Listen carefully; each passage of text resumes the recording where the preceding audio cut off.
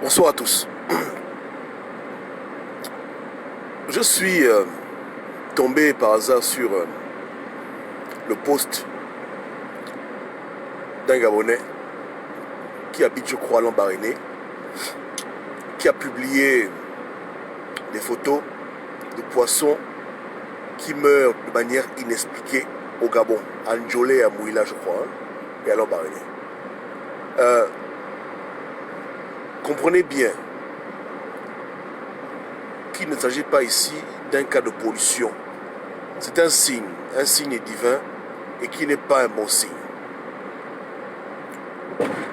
Ce genre de phénomène annonce souvent dans un pays le jugement divin imminent.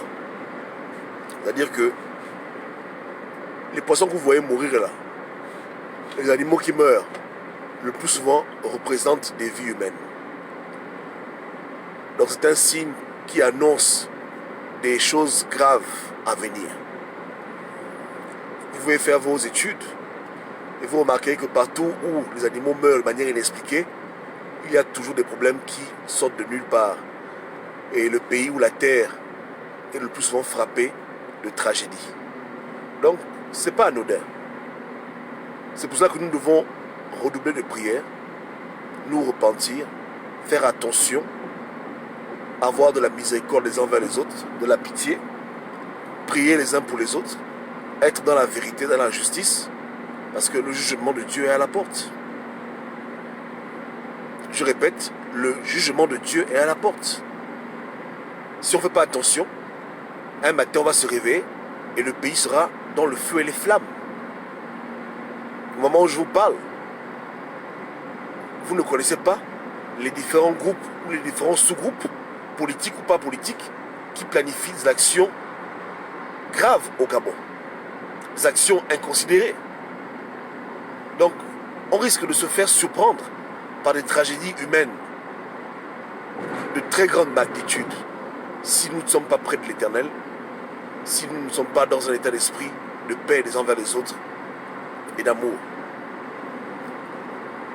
C'est comme dans un bateau, il y a des fuites d'eau.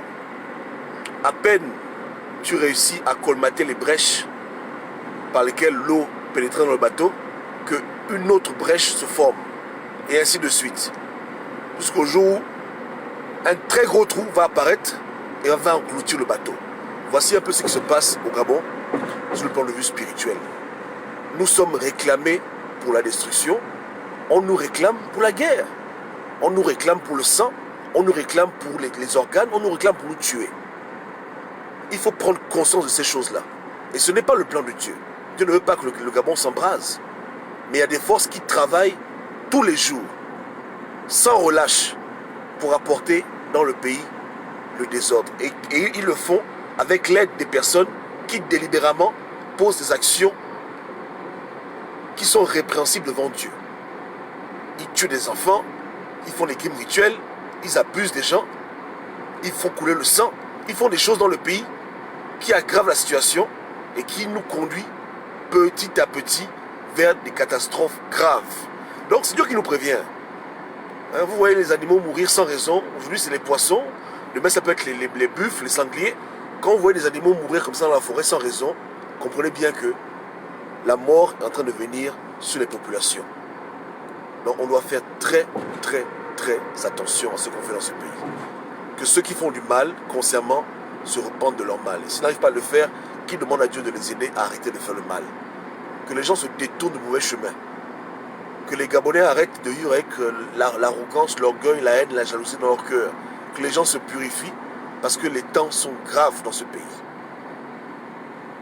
Ce signe-là, ce n'est pas anodin. Rappelez-vous vous-même que même en Égypte, avant que les Hébreux, nos ancêtres, quittent l'Égypte, Dieu a frappé les Égyptiens, c'est vrai, mais il a aussi frappé le bétail. Il a frappé la nourriture que les gens mangeaient. Les animaux qu'on cultivait dans les piscicultures. En tout cas, tout ce que les gens bouffaient là, ont connu aussi la mort de leur premier-né. Le bétail comme les hommes. Donc, faites attention, restez en prière, craignez l'Éternel, craignez Dieu, détournez-vous des mauvais chemins, venez à lui, il aime tous les Gabonais, sauvons le Gabon pendant qu'il est temps. Sinon, ça va très mal finir. Donc, petite parenthèse, hein. Voilà, je voulais en parler rapidement parce que c'est quand même pour moi assez important. Que Dieu nous